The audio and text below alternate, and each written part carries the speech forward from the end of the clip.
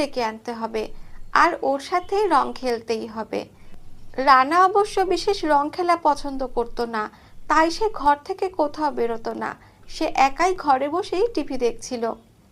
কিন্তু তার স্ত্রী রঙ্গিলা মনে মনে ঠিক করেছিল এবার সে তার হাজবেন্ডকে অবশ্যই রং খেলতেই রাজি করাবে। এই কথা মনে করে সে বাড়িতে ফিরল।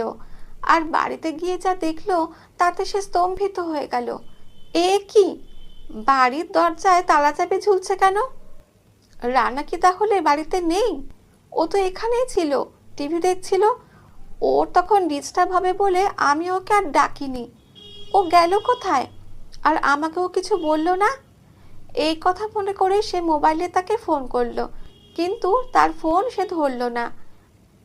এরপর বেশ কিছুক্ষণ সে বাড়ির দরজার সামনে দাঁড়িয়ে অপেক্ষা করতে লাগলো। খানিক পর তার হাজব্যান্ড